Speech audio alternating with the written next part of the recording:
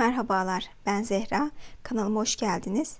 Bugün sizler için kara buğdaylı yoğurt çorbası yaptım. Buyurun hep birlikte tarifime geçelim. Kara buğdayım Tat marka. Bunu A101 marketlerden aldım. Bütün A101'lerde kolaylıkla bulabilirsiniz. Bir çay bardağı kara buğdayımı yıkama kabıma alıyorum. Ardından böyle üzerine suyu koyup elimle ovalaya bu kara suyunun çıkması için ovalayarak bunu yıkıyorum. Bu su ne zaman ki beyaz olacak, o zaman buğdayımız temizlenmiş olacak. Neredeyse 10 kere yıkadım. Sürekli suyunu değiştirdim.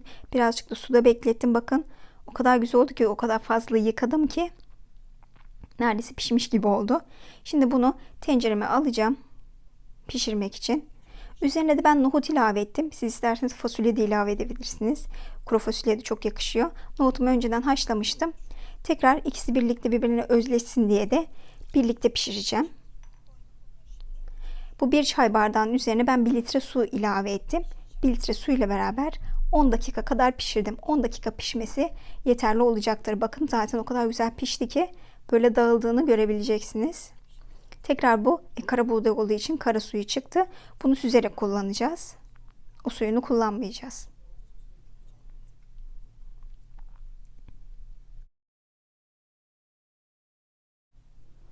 Kara buğdaylarımız haşlandıysa artık yoğurdumu yapıyorum. Ben burada 1 su bardağı yoğurt kullandım.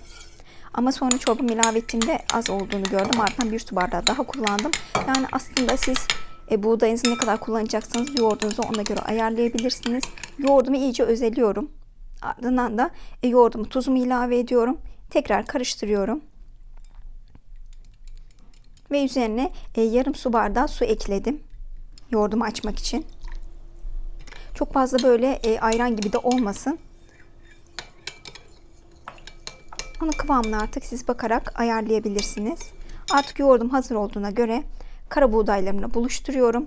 Harika bir yaz çorbası oluyor bu. Hepinizin yapmasını tavsiye ederim. O özlediğiniz ayran çorbasını tatmış olacaksınız. Çorbam artık hazır. Üzerine ise sadece nane ve pul biberimi ekleyeceğim. Bu çorbayı yapıp ailecek gönül rahatıyla yiyebilirsiniz. Çorbamız artık hazır. Sadece pul biber ve nanesini ekliyorum. Arzuya göre bunu artırabilir ya da azaltabilirsiniz. Taze naneniz varsa bunu da doğrayıp ekleyebilirsiniz. Öyle de çok güzel olacaktır. Harika bir çorba oldu. Bunu gönül rahatlığıyla yiyebilirsiniz ve özlediğimiz o önceden çöl yakından önceki yediğim o yarma çorbasını bana hatırlattı ve birebir aynısı oldu. Bir de kara buğday kokmuyor mu diyenleri, kesinlikle kokmuyor. Hiçbir koku yok. O kadar lezzetli ki kesinlikle kara buğdaylarınızı alın ve bu çorbanızı yapın diyorum. Videomu beğendiyseniz beğeni tuşuna tıklamayı, kanalıma abone olmayı ve yorumlarınızı bekliyorum. Bana destek olmanız açısından ve bu tarz videolarım gelmesini istiyorsanız benim için çok önemli bunlar. Hoşça kalın.